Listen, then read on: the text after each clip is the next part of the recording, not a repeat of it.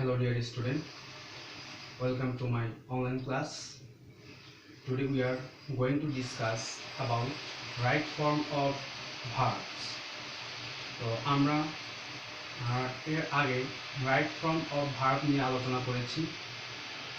আজকে আমরা পরবর্তী রুলসগুলো নিয়ে আলোচনা করব। আমাদের সময়ের সাথে তাল মিলিয়ে যতটুকু আমরা করতে পারি চেষ্টা করব। তো আমরা আমাদের আলোচনা শুরু করি। আমাদের আজকের topic right forms of verb.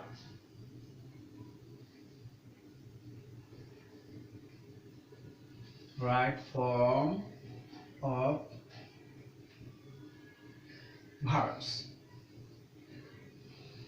তো আমরা রাইট ফর্ম অফ ভার্ব সম্পর্কে আগেই বলেছি যে রাইট ফর্ম অফ ভার্ব সম্পর্কে ভালোভাবে বা বেসিক অর পাওয়ারফুল নলেজ থাকতে হলে বা অভিজ্ঞতা অর্জন করতে হলে অবশ্যই টেন্স সম্পর্কে বেসিক নলেজটা থাকতেই হবে, যেহেতু টেন্স নির্ভরেই এই অধ্যায়গুলো, বিশেষ করে রাইট ফর্ম অফ ভার্ব। তো আমরা পরবর্তী রুলসগুলোতে চলে যাই।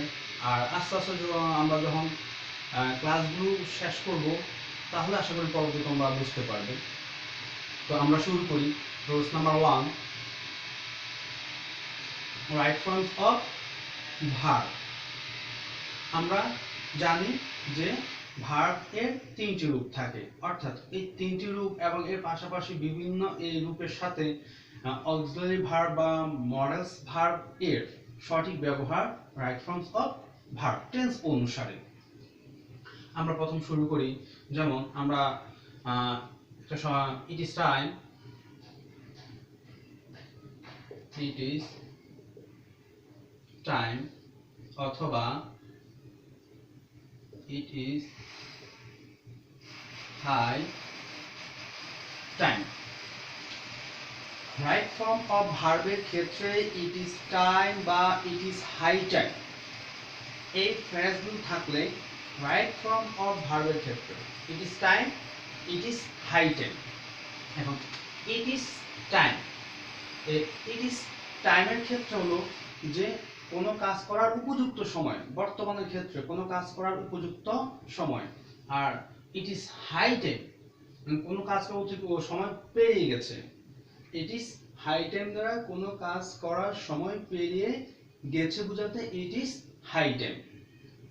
তো এর ক্ষেত্রে হবে পাস্ট ইনডিফিনিট টেন্স, আর এর ক্ষেত্রে হবে প্রেজেন্ট টেন্স, অর্থাৎ এরপরে ভার্বের এরপর যে টু থাকবে বা ইনফিনিটিভস হবে বা ভার্বের বেসিক বা বেস ফর্মটা হবে, ভার্বের বেস ফর্মটা, সরি বেসিক নয়, ভার্বের বেস ফর্মটা হবে। তো আমরা এক্সাম্পলের মাধ্যমে বিষয়টা ক্লিয়ার করার চেষ্টা করি। যেমন দুইটাই আমি এক্সাম্পল দেব। It is time, it is time to, it is time to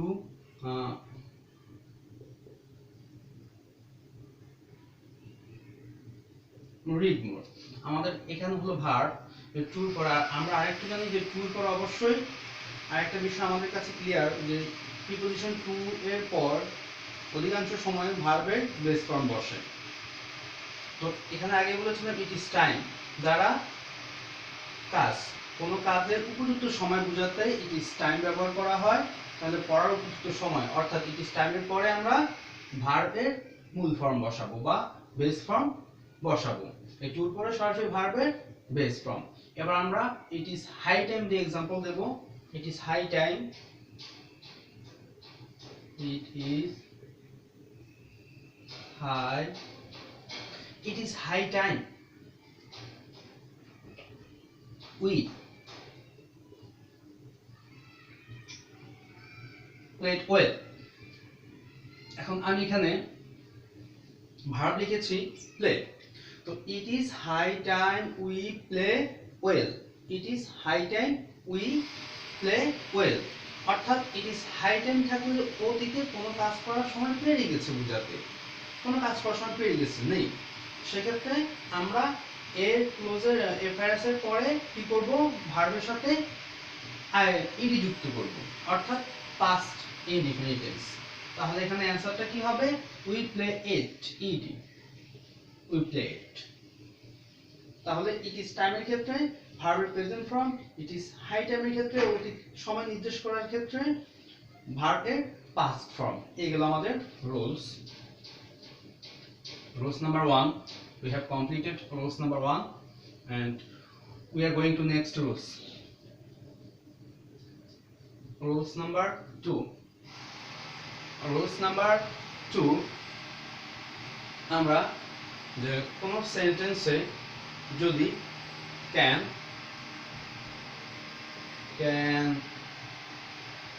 could, may, might,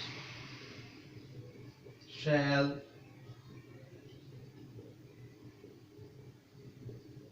should, will, would, etc. ইত্যাদি যে কোনো সেন্টেন্সে যদি এই ওয়ার্ডগুলো থাকে, এক কথায় মডালস ভার্ব থাকলে এবং তারপরে যদি মেইন ভার্ব থাকে বা মূল ভার্ব থাকে, তাহলে তার প্রেজেন্ট ফর্ম হয়। তার বা ভার্বটির এদের পরে মেইন ভার্ব থাকলে সেই মেইন ভার্বটির প্রেজেন্ট ফর্ম হয়, অর্থাৎ তার সাথে কোনো কিছু যুক্ত হয় না, বেস ফর্মটি বসে যায়। তো আমরা এক্সাম্পলের মাধ্যমে বিষয়টাকে ক্লিয়ার করার চেষ্টা করব। যেমন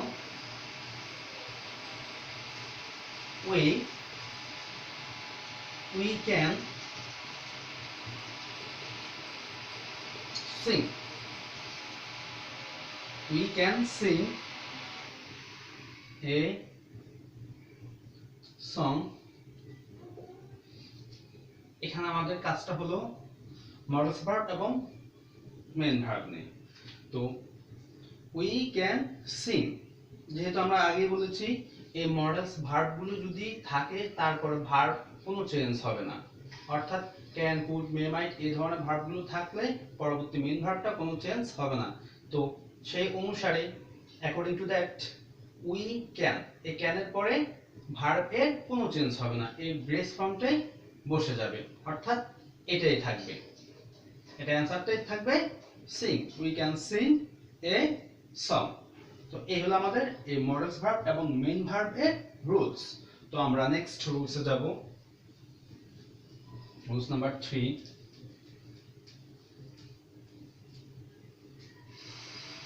rules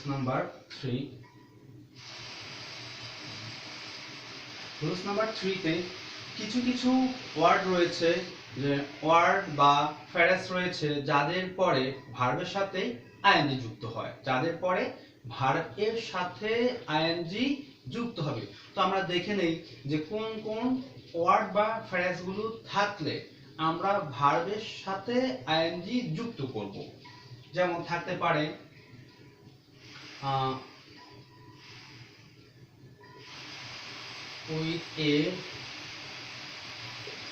with a view to, look forward,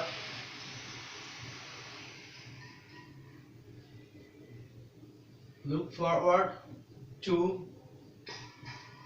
with a view to, look forward to, তারপরে cannot bear, can't bear,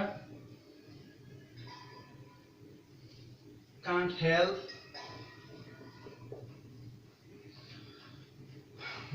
can't help, তারপরে feel like, might, prefer,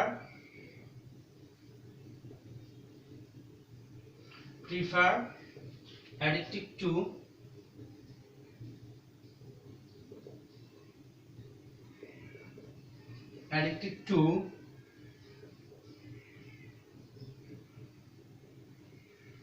devoted to, etc, etc, ইত্যাদি devoted to। তো আমরা আবার একটু ভালো মতো বুঝে নিই রুলসটা, কারণ আমরা রাইট ফর্মস অফ ভার্বগুলো এমন ভাবে করার চেষ্টা করব বা রুলসগুলো, যাতে আমরা আজকে করলে পরবর্তী সময়ে এই সমস্যাগুলো আমাদের কাছে আর না থাকে।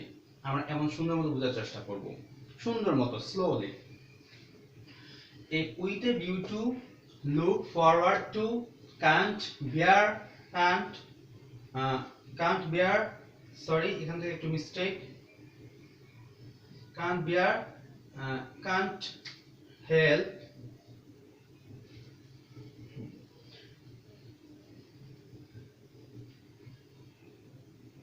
can't help, তারপর feel like,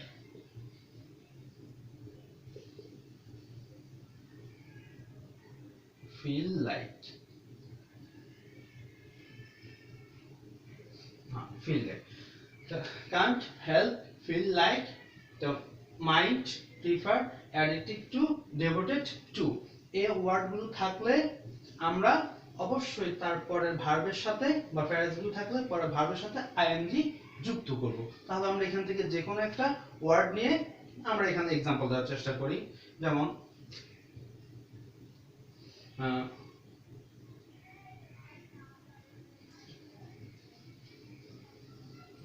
we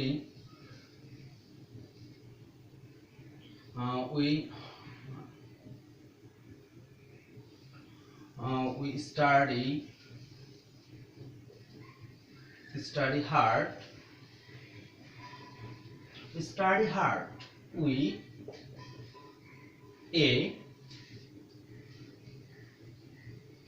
with a view to,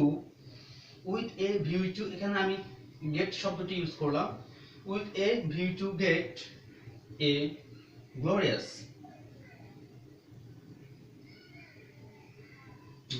result। আমাদের কাজটা হলো এই যে এই ফ্রেজটা নিয়ে এই জায়গাতে, অর্থাৎ যেহেতু এই বাক্যের ভিতর বা সেন্টেন্সের ভিতরে উইথ এ ভিউ টু রয়েছে, অর্থাৎ তার জন্য আর কোনো দিকে না তাকিয়ে আমরা এই ফ্রেজটির পরে ভার্বের সাথে ING,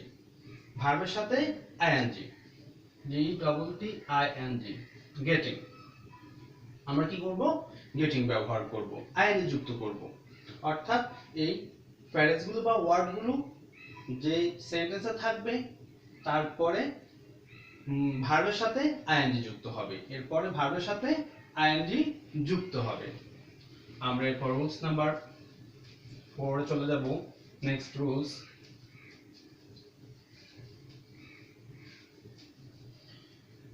number 4,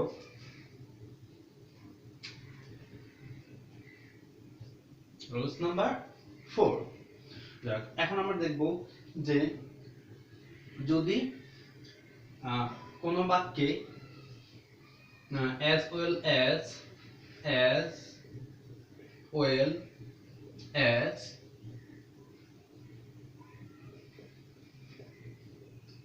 along with,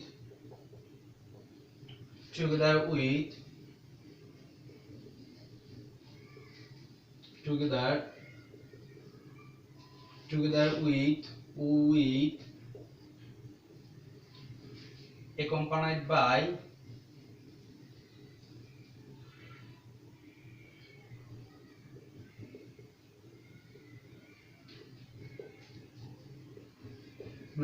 and not, in addition,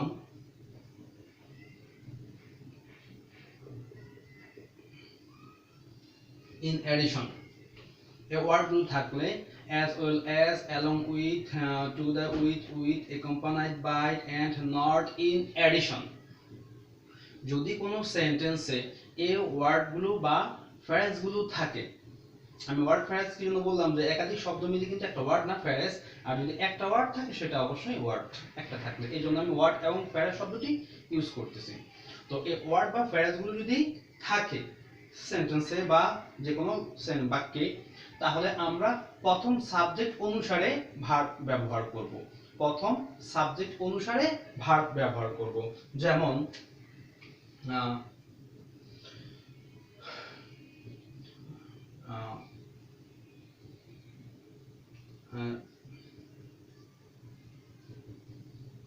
Russell, together with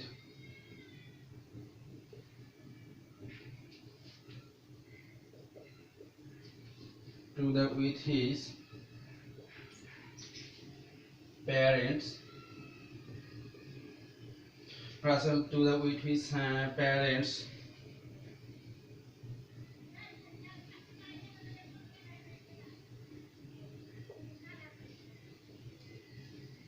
enjoy the day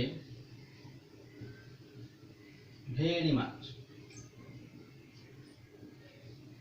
আমাদের কাজটা হলো ভার্বের ক্ষেত্রে, অর্থাৎ এই আগে বলেছিলাম যে এই ওয়ার্ড বা ফ্রেজগুলো যে সেন্টেন্সে থাকবে সেই সেন্টেন্সে প্রথম সাবজেক্ট অনুসারে ভার্ব হবে, পরবর্তী না, প্রথম সাবজেক্ট অনুসারে ভার্ব হবে। প্রথম সাবজেক্ট আমি আবার বলি, এই ওয়ার্ডগুলো থাকলে as well as, along with, together with, accompanied by and not in addition, এগুলো যদি থাকে তাহলে প্রথম সাবজেক্ট অনুসারে ভার্ব হবে। তাহলে এখন আমরা এখানে দেখতে পাচ্ছি এটা প্রেজেন্ট ইনডিফিনিট টেন্স, সাবজেক্ট ভার্বের সাথে এস বা ইএস যুক্ত নাই, তবে ভার্বের প্রেজেন্ট ফর্ম রয়েছে। তো আমরা এটাকে প্রেজেন্ট ইনডিফিনিট টেন্স যদি ধরি বা প্রেজেন্ট ইনডিফিনিট টেন্স অনুসারে এখানে প্রথম সাবজেক্ট অনুসারে, প্রথম সাবজেক্ট এখানে প্যারেন্টস, তার পিতামাতাকে ধরবো না, জাস্ট তাকে, প্রথম সাবজেক্ট টুগেদার উইথ এর প্রথম অংশ, প্রথম সাবজেক্ট। তাহলে এই জন্য যদি এটা প্রেজেন্ট ইনডিফিনিট টেন্স হয় তাহলে আমরা কি করব, এস বা ইএস, এনজয়স, এনজয়স, অ্যানসারটা হবে এনজয়স, এস যুক্ত করা, কারণ আমরা রাসেল অনুসারে প্রেজেন্ট ইনডিফিনিট টেন্সে এস যুক্ত করলাম, যেহেতু প্রথম সাবজেক্ট রাসেল। আশা করি বুঝতে পেরেছ। আমরা নেক্সট রুলসে যাব।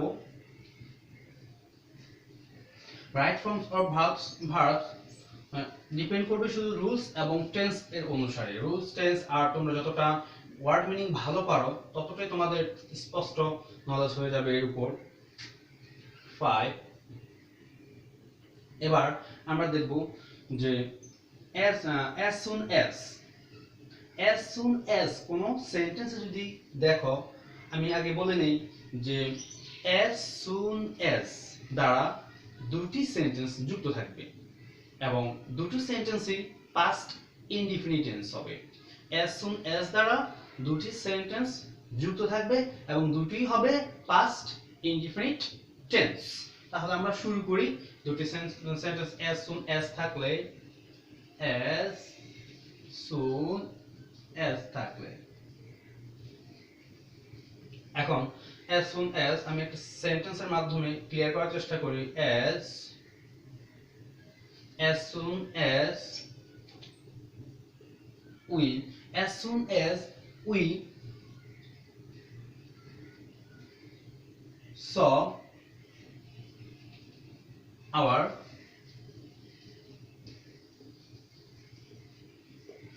saw our parents, এটা পাস্ট ইনডিফিনিট, প্রথম as soon as দ্বারা পাস্ট ইনডিফিনিট যুক্ত, অর্থাৎ পরবর্তীটাও বা নেক্সট সেন্টেন্সটাও হবে পাস্ট ইনডিফিনিট টেন্স। তাহলে এখানে যেই মাত্র বা as soon as দেখা মাত্র, যেই মাত্র we saw our parents, আমরা আমাদের পিতামাতাকে বা বাবা মাকে দেখলাম, তাহলে আমরা এরপরে কি করলাম, যে কোনো একটা কিছু করতে পারি। we started to study, অথবা we started our study or our reading. we s t a r, এখানে আমি স্টার্ট লিখলাম, we start start,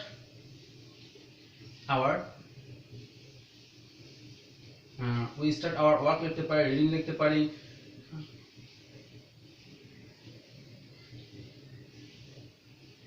রেডি, আমাদের কাজটা হলো ভার্ব নিয়ে, অর্থাৎ যেহেতু বলেছি as soon as থাকলে দুটো সেন্টেন্সই পাস্ট ইনডিফিনিট টেন্স হবে। তো as soon as এর প্রথম অংশটিও পাস্ট ইনডিফিনিট টেন্স এবং পরবর্তী অংশটাও পাস্ট ইনডিফিনিট। তো অর্থ অনুসারে যখন আমরা দেখলাম আমাদের পিতামাতাকে we started, তখনই বা তৎক্ষণাৎ ভাবে আমরা আমাদের পড়া শুরু করলাম, study or reading. we started, ed যুক্ত করব আমরা অ্যানসারে, ed রুলস অনুসারে আমাদের, according to rules we have to use past indefinite tense, তো আশা করি আজকের এই রুলসগুলো তোমরা ক্লিয়ারলি বুঝতে পেরেছো। তো আমরা নেক্সট ক্লাসে বা পরবর্তী ক্লাসগুলোতে রাইট ফর্মস অফ ভার্ব এর অন্যান্য রুলসগুলো নিয়ে আলোচনা করব। তো এইভাবে আমাদের প্রত্যাশা যে আস্তে আস্তে তোমাদের ইংলিশের গ্রামারের যে একটা ভীতি, গ্রামার সম্পর্কে সেই ভীতিটা অবশ্যই দূর হয়ে যাবে। আজকের মতো এতটুকুই। আল্লাহ হাফিজ।